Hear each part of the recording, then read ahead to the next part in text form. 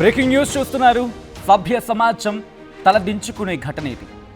ఒక మహిళను భార్యగా చూసిన వ్యక్తి ఇంతకు మించి ఒక అడుగు ముందుకు వేస్తే, ఒక అడుగు ముందుకు వేసి మాట్లాడితే అది బహుశా రెండు చెవులు కూడా వినడానికి ఇష్టపడవేమో. అటువంటి దారుణం, ఘాతుకం ఇది. తిరుపతిలో జరిగిన దారుణం ఇది. భార్యను వ్యభిచార కూపంలోకి నెట్టాడు ఆ దుర్మార్గుడు. వాణ్ణి భర్త అని పిలిచింది ఆ భార్య. 10 ఏళ్లుగా మమతతో బలవంతంగా వ్యభిచారం చేస్తూ ఉన్నాడు రాజేష్. హోటల్స్లో వ్యభిచారం చేయించేవాడు అని ఆ భార్య మమత చెబుతూ కన్నీటి పరిమితమవుతోంది. అంతేకాదు, వాటిని సీక్రెట్గా వీడియోలు తీసేవాడు. వీడియోలు తీసి ఆ విట్టరుని బ్లాక్మెయిల్ చేసేవాడు అని చెప్పి ఆరోపిస్తూ ఉంది సదర్ భార్య. వ్యభిచారంతో భారీగా డబ్బులు సంపాదించాడు అని మమత చెబుతూ ఉంది. అనారోగ్యంతో వ్యభిచారం మానేయడంతో ఒక్కసారి ఆలోచించండి. భార్య అక్కడ ఉన్నది. ఆ భార్యను వ్యభిచార కోపంలోకి దింపడమే కాదు, ఆమెను సతాయించడమే కాదు, ఆమెను వేధించడమే కాదు, ఆమె అనారోగ్యంతో ఉంటే అటువంటి భార్యను కాపాడుకోవాల్సింది పోయి, తన కడుపుకి ఇంత అన్నం పెడుతున్న భార్యను కాపాడుకోవాల్సింది పోయి, ఎప్పుడైతే వ్యభిచారం మానేస్తుందో వేధింపును స్టార్ట్ చేశాడు అంటూ కూడా ఆమె ఆవేదన వ్యక్తం చేస్తూ ఉంది. మాట వినవా, అయితే పిల్లల్ని చంపేస్తా అంటూ బెదిరించేవాడనేది ఆరోపించింది మమత. తనపై భర్త, బంధువులు దాడి చేశారని మమత ఆరోపిస్తుంది. 50 లక్షల రూపాయల అప్పు తీర్చే వరకు కాపురానికి రావాలని ఒత్తిడి చేస్తున్నాడు అంటూ మమత చెబుతూ ఉంది. ఒకటి కాదు, రెండు కాదు, 50 లక్షల రూపాయల అప్పు తీర్చే వరకు కూడా కాపురానికి రావాలి అంటూ ఒత్తిడి తీసుకొచ్చేవాడట. దేనికి? కాపురానికి, మళ్ళీ వ్యభిచారానికి పంపించడానికా అంటూ ప్రశ్నల వర్షం కురిపిస్తుంది సదరు మహిళ. 112కి ఫోన్ చేసింది, అయినా తనకు న్యాయం జరగలేదు అంటూ ఆ మహిళ ఆవేదన వ్యక్తం చేస్తూ ఉంది. నన్ను కాపాడండి మహాప్రభు అంటూ ఆవేదన వ్యక్తం చేస్తూ ఉంది. మీడియా ముందుట కన్నీటి పర్యంతమవుతోంది. తనకి ప్రాణహాని ఉంది, తనని కాపాడాలి అంటూ మీడియా ఎదుట గోడు వెలబుచ్చుకుంటూ ఉంది మమత. ఈ కథను మనం కాస్త కలవరపరచచ్చు. దీనికి సంబంధించి తగిన జాగ్రత్తలు తీసుకోవాలని ఆర్టీవీ సూచించడం జరుగుతోంది. This is a disturbing content. Viewer description is highly advised. సదరు బాధితురాలి మాటలు వింటూ ఉంటే కడుపు తరుక్కుపోతుంది. పూర్తి స్థాయిలో దర్యాప్తు జరగాలి అని చెప్పి అందరూ కోరుకుంటున్న సందర్భం. ఎందుకంటే నిజ నిజాలు బయటికి రావాలి. ఇది భార్య భర్త మీద చేస్తున్న ఆరోపణ కాదు. సమాజంలో ఇటువంటి దుర్మార్గులను బయటికి తీయండి అంటూ ప్రశ్నిస్తున్న సందర్భం. కట్టుకున్న భార్యను పరాయి మగాడి పక్కన చూడాలంటేనే భర్త గుండె తరుక్కుపోతుంది. జస్ట్ నిల్చుంటేనే తరుక్కుపోతుంది గుండె. అటువంటిది అంతకు మించి నేను మాట్లాడను. మీకు అర్థమై ఉంటుంది. అంటే ఆ దుర్మార్గం ఎటువంటిది ఆలోచించండి. ఈ కథను మిమ్మల్ని కాస్త కలవరపరచచ్చు. దీనికి సంబంధించిన జాగ్రత్తలు తీసుకోవాలని ఆర్టీవీ సూచించడం జరుగుతోంది. This is a disturbing content. Viewer description is highly advised. మా ప్రతినిధి సురేష్ అప్డేట్స్ అందించేందుకు సిద్ధంగా ఉన్నారు. సురేష్ దగ్గరికి వెళ్తున్నాను. పూర్తి డీటెయిల్స్ తెలుసుకుందాం. సురేష్, ప్రస్తుతం మమత అనే వ్యక్తి, ఆ భార్య, తన బయటకు వచ్చింది, తన గూడు వెళ్ళబుచ్చుకుంది.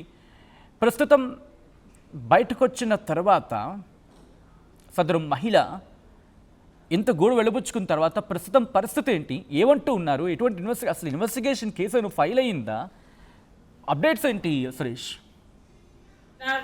అగ్ని సాక్షిగా 7 అడుగులు నడిచి తాళి కట్టినటువంటి భర్తే భార్యను వ్యభిచార కూపంలోకి నెట్టినటువంటి సంఘటన వెలుగు చూసింది.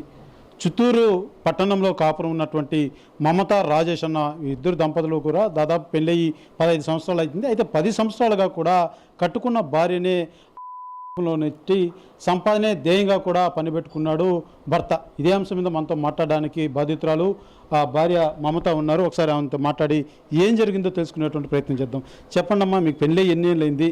ఎప్పటి నుంచి మీ ఆయన ఇలాంటి కోపం లేక నెట్టాడు? నువ్వెందుకు దానికి అంగీకరించావు? సార్, నాకు పెళ్ళి 15 సంవత్సరాలు. ఈ జూన్ 10వ తేదీ వస్తే, జూలై 10వ తేదీ వస్తే 15 సంవత్సరాలు అవుతాను సార్.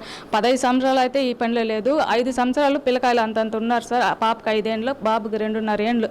అప్పటి నుంచి ఈ 10 ఏండ్లుగా నేను ఈ పనిలోనే ఉన్నాను సార్. నాకు పెళ్ళైన కొత్త ఈయనకు ఆటో తోలుతా ఉన్నాడు, మా ఆయన ఆటో తోలుతా ఉన్నాడు. అంత వరుమానం లేదు ఇంట్లో, ఆటో కూడా తొయ్యలేదానికి పోయేది లేదు, సంపాదించేది లేదు. నా పాట నన్ను వచ్చేది నీ వల్ల అవుతుందా, నాకు అమ్మ నాయన లేదు, నీ వల్ల ఒక 5,000 తెచ్చేదానికి అవుతుందా, ఒక 50,000 తెచ్చేదానికి అవుతుందా, నీ మూలంగా నీకు ఎవరైనా ₹1 వేస్తారా? అప్పుడు మా తమ్ముడికి 15 ఏండ్లు, మా చెల్లి చిన్న చిన్న పిల్లకాయలు, వాళ్ళ వల్ల ఏమి కాదు. వాళ్ళకి నేను భారంగా ఉండలేక సరే అనేసి వీడు రాత్రిలో కూర్చొని ఎప్పుడు చూసినా ఇట్లా పని చేస్తే డబ్బులు వస్తాయి, మనం బతుక్కోవచ్చు, మనకి ఏం కష్టం ఉండదు, నెమ్మదిగా ఉందాము, నేను ఎవరికి చెప్పను, మనము ఈ పని చేసుకొని ఎట్లా ఒకట్లా బతుక్కుందామని చెప్పినాడు. దానికి నేను వండుకొని కొన్ని రోజులు ఆలోచించినాను, ఒప్పుకోలేదు, 1 నెల ఒప్పుకోలేదు. మళ్ళీ అట్లా అనేసి లాస్ట్లో ఒప్పుకున్నాను. ఒప్పుకుంటే నేను ఒక ఆంటీ వాళ్ళ ఇంట్లో పెట్టుకొని పోయి వదిలేసి, అప్పుడైతే నాకు 3,000 తీసుకొనేసి నేను వాళ్ళ ఇంట్లో వదిలేసి నేను వచ్చేసినాడు. 2 రోజులు ఏడ్చినాను, ఇంకా మన పరిస్థితి ఇంతే అనేసి నేను దానికి ఫిక్స్ అయిపోయి నేను ఒప్పుకొని సరే అనేసి దీంట్లోనే ఉండిపోయినాను సార్. ఆడ పుత్తూరులో కొన్ని రోజులు చేసినాను, ఒక ఆంటీ వాళ్ళ ఇంట్లో చేసినాము. మళ్ళాక అక్కడ ఒక 5 ఏళ్ళు చేసినాము. ఇట్లా సంపాదించేది ఉండేది, మళ్ళీ వీడే పంపించేది. మళ్ళీ వచ్చి వాళ్ళతో డీప్గా ఉండవు, వీళ్ళతో డీప్గా ఉండవు, వాళ్ళతో ఇట్లుండవు అట్లుండవు అనేసి నన్ను కొట్టేది తిట్టేది. ఈ 15 ఏళ్ళుగా జరుగుతూనే ఉంది సార్. అయినా ఇప్పుడు ఈయన ఓన్గా ఇన్ని ఇది అయినాక ఈయన ఓన్గా ఆధార్ కార్డు పెట్టి ఒక ఇల్లు తీసి నన్ను చేయిస్తూ ఉన్నాడు. అయితే నేనే ఫోన్ చేయాలా, నేనే రప్పించుకోవాలా, అంతా చేసుకోవాలా. ఈయన వచ్చేసి నేను రోజు 5,000 ఈయనకి సంపాదించి ఇయ్యాలా, నా ఫోన్పే ఆయన ఫోన్పే చెక్ చేయండి ఎంత అమౌంట్ పడుతుంది ఏమనేసి. నేను చదువుకోలేదు, ఏమీ లేదు, నాకు ఇంత డబ్బులు ఎట్లా వస్తుందనేసి మీరే ఆలోచన చేయాలి సార్. ఇప్పుడు ఏమంటాడు, ఆ రూమ్కు పంపించేస్తాడు. రూమ్ పంపించేసినాక సెల్లి ఆడ పెడతాడో నాకే తెలియదు సార్. సెల్లి పెట్టేసి నువ్వు ఇంత డీప్గా ఉండావు, ఇంత ఇదిగా ఉండవు అనేసి ఈ మధ్యలో ఇది ఎన్ని రోజులుగా జరుగుతూ ఉంది, ఎన్ని రోజులుగా సెల్లు పెట్టి నన్ను ఇది చేస్తూ ఉన్నాడని నాకు తెలియదు సార్. రూమ్లో వీడియో రికార్డ్ చేసేదానికి సీసీ ఫుటేజ్ లాంటిదా లేకపోతే ఫోన్లో మామూలు సెల్లే పెట్టినట్లుగా ఉన్నాడు, సీసీ ఫుటేజ్ లాగా నాకు అనిపించలేదు, సెల్లే పెట్టిండాడు. వీడియోలు అయితే నాకు అయితే ఒక అబ్బాయి ఆ రోజు వచ్చిన 10 మందిలో ఒక అబ్బాయిని మాత్రం పక్కన కూర్చోబెట్టి వీడేనా నువ్వు పెట్టుకోండేది వీడేనా అనేసి వాడిని కొట్టేదానికి వచ్చినాడు. వాడిని కొట్టలేదు, నన్ను కొట్టినాడు. నన్ను కొట్టేసి వాడు పారిపోయినాడు. ఆ రోజుకి ఆడు 3 ఉన్నారు, వాళ్ళందరూ పారిపోయినారు. అందరిని కొట్టేది తిట్టేది ఇట్లా చేసినాడు. ఈ మధ్యలో నేను ఎవరితోనో పారిపోతానేమో అని భయం వస్తూ ఉండేది ఆ మనిషికి. అయితే నేను 15 ఏళ్ళు పెళ్ళి అయ్యి ఈ 10 ఏళ్ళుగా ఈ పని చేస్తున్నాను. అయినా నేను ఎవరితో పోలేదు. మన మొగుడు మన పిల్లకాయలు నేను సంపాదించి ₹1 కూడా నేను ఖర్చు పెట్టుకోకుండా ఎత్తుకొని వచ్చి ఇస్తా ఉన్నాను. ఇప్పుడు 15 ఏళ్ళు అయింది పెళ్ళయ్యి, ఏ బలంతో చేస్తే నువ్వు ఎంతైనా నీకు 2 బిడ్డలు పుట్టారు, నువ్వు ఇలాంటి దీంతో మనం దిగితే ఎట్టా అనేసి నీకు ఆలోచన రాలేదా? ఎందుకు నువ్వు అంటే ఏ రకంగా నేను భయపెట్టాడా లేకపోతే ఏం జరిగింది, నువ్వు ఎందుకు అంతగా దిగాల్సి వచ్చింది? ఎందుకంటే నీకు ఏమి చేత కాదు, నువ్వు ఏమి చేయలేవు, మనము ఒక్కొక్కసారి ఇది మెంటల్గా ఇది చేస్తాడు. ఒక్కొక్కసారి ఏమంటే మనం బతికేదానికి ప్రేమతోనే మనం బతికేదానికే కదా, నేను మొగుడై నేను చెప్తేనే కదా ఇంకొకరికి తెలుస్తుంది, నేను ఎవరికి చెప్పను, మనం ఇట్లా చేసుకుని బతుకుందాము, మనకు డబ్బులు వస్తే మనము ఇల్లు ఆకలి కట్టుకొని బాగుండొచ్చు అనేసి నేను సరేలే మనం బతికేదానికి అనేసి ఇది స్టార్టింగ్లో స్టార్ట్ చేసినాం సార్. నేను ఒప్పుకున్నాను, నేను చేసిన తప్పి నేను ఒప్పుకున్నాను. ఫస్ట్ ఇట్లే ఏదో మన మొగుడు అడుగుతూ ఉన్నాడు కాబట్టి ఒప్పుకున్నాను. మళ్ళీ ఇది వచ్చి నాకు ప్రాబ్లం, కడుపు నొప్పి వచ్చినా ఏం నొప్పి వచ్చినా అది చేసే తీరాలనే రూల్ అయిపోయింది సార్. మళ్ళీ చేసే తీరాలని రూల్ అయిపోయినాక నేను ఇప్పుడు ఇంకేం చేయలేక, ఇప్పుడు నాకు పిల్లకాయలు పెద్దోళ్ళు అయిపోయినారు. ఇప్పుడు నాకు వచ్చి గర్భ సంచిలో పుండు ఉండదు, నా వల్ల చేసేదానికి కాదంటే ఖచ్చితంగా నువ్వు పోవాలా, నువ్వు చెయ్యాలా అనేసి చెప్తా ఉంటారు సార్. నా వల్ల అవ్వడం లేదు, నడుములు పడిపోతూ ఉన్నాయి. ముందులాగా శక్తి లేదు సార్, నాకు ఈ 10 ఏళ్ళుగానే చేస్తున్నా, నాకు ముందులాగా శక్తి లేదు, ఆయాసం వస్తుంది. అయినా ఇప్పుడు నువ్వు చేయలేదు, నువ్వు ఇట్లే ఉండవు, నువ్వు చెయ్యాలా, నువ్వు సంపాదించుకొని నాకు ఇవ్వాలని అని చెప్తా ఉంటారు సార్. నా వల్ల అయితే నా వల్ల కాదు సార్. ఇక్కడ తిరుపతి పోలీస్ స్టేషన్కి వచ్చి మా తమ్ముడు మూలంగా ఆ నుంచి పారిపోయి వచ్చి నన్ను 5 గంటల సేపు పెట్టి కొట్టినాడు సార్ రూమ్లో పెట్టి. నా వల్ల కాకుండా తమ్ముడు వాళ్ళ ఇంటికి పారిపోయి వచ్చి ఇక్కడ దిశాల పోలీస్ స్టేషన్లో కంప్లైంట్ ఇచ్చినాం. సార్ వాళ్ళంతా మాకు హెల్ప్ చేస్తారు, మేడం వాళ్ళు హెల్ప్ చేస్తారని చెప్పినారు. కేవలం నీ ఆరోగ్యం బాగాలేదు కాబట్టి నువ్వు చేయనంటే నిన్ను టార్చర్ చేస్తున్నావు. అవును సార్, నా వల్ల శుద్ధంగా నా వల్ల కాలేదు చేసేదానికి. నడుములు నొప్పి, కడుపులో వచ్చి ప్రాబ్లం ఉంది సార్. రీసెంట్గా కూడా అమ్మ హాస్పిటల్కి వచ్చి నేను చెక్ చేసినాను. చూపించుకుందామంటే దాన్ని కూడా చూపించలేదు, మళ్ళీ ఈ పనికి వదులుతానే ఉన్నాడు. అందువల్ల నేను మీ దారి వచ్చి ఇట్లా చెప్పుకోవాలని వచ్చింది సార్.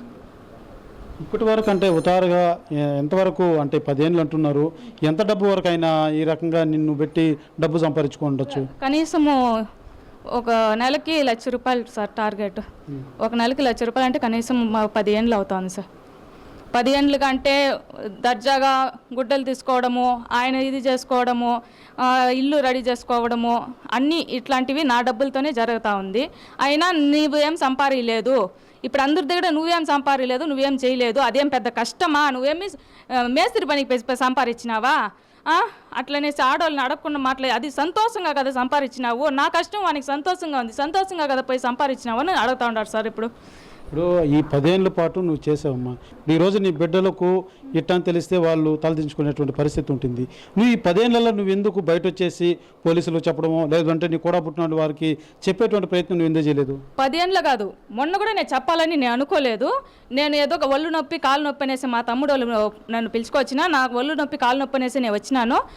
ఈయన ఉండుకొని మా ఇంటి ఆయన ఏం చేసినాడంటే, ఈ వీడియో చూడు, మీ అక్కను చూడు అనే కొందుకు నేను ఓపెన్ అయిపోయినాను. ఇంకా వీడు చెప్పేస్తూ ఉన్నాడు కాబట్టి నేను ఇంకా నేను చెప్పకుండా ఉంటే బాగుండదు, నేను ఓపెన్ అయిపోయినాను. నీ వీడియోలన్నీ కూడా అందరూ చూపిస్తున్నాడు, అందరికి చూపిస్తూ ఉన్నాడు అనేసి నేను ఓపెన్ అవ్వకపోతే నాదే తప్పు అనేసి వస్తుంది అనేసి నేను ఓపెన్ అయిపోయి అందరికి చెప్పేసినాను సార్. మీరు ఇందాక మాట్లాడుతూ ఆ వీడియోలు తీసినప్పుడు కూడా అలా ఉండాలి ఇలా ఉండాలి అంటూ కూడా నన్ను టార్చర్ చేశారని చెప్పారు.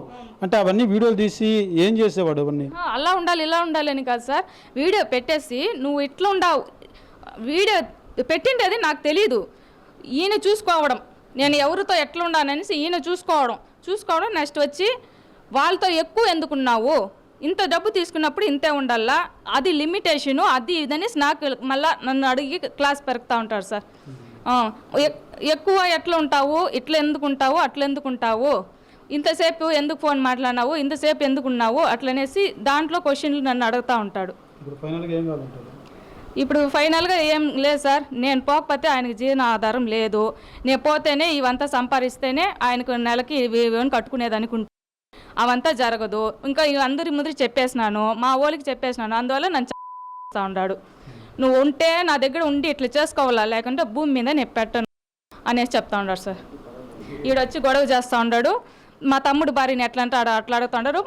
మా రిలేషన్ ఏ ఊర్లో ఉండారో వాళ్ళ నెంబర్లు అంతా తీసుకొని వాళ్ళకి ఫోటోలు పెట్టేది, తిట్టేది, అసింగ్గా వాళ్ళు పాయింట్ అవుట్లో అసింగ్గా అడుగుతూ ఉన్నాడు, తిడతా ఉన్నాడు సార్. రక్షణ కావాలి, మీ ప్రాణానికి రక్షణ కావాలా. మా తమ్ముళ్ళు 2-3 ఉండారు సార్, వాళ్ళందరినీ వాళ్ళ పిల్లల్ని అడుగుతూ ఉన్నారు, వాళ్ళు బయట పోయేదానికి భయపడతా ఉన్నారు. మేము తెల్లారి నుంచి కంప్లైంట్ ఇచ్చేసి 11 గంటలకు పోలీస్ స్టేషన్కి రమ్మంటే పోయేదానికి భయపడుకొని లోపలే ఉన్నాం సార్. ప్రధానంగా ఏదైతే మమతా రాజేష్ వివాహం అయ్యి 15 సంవత్సరాలు అవుతుంది. అయితే 10 ఏళ్ళుగా కూడా ఆ రాజేష్ కేవలం ఆ కట్టుకున్నటువంటి భార్యనే వ్యాపారంగా మలుచుకున్నటువంటి పరిస్థితి ఉంది.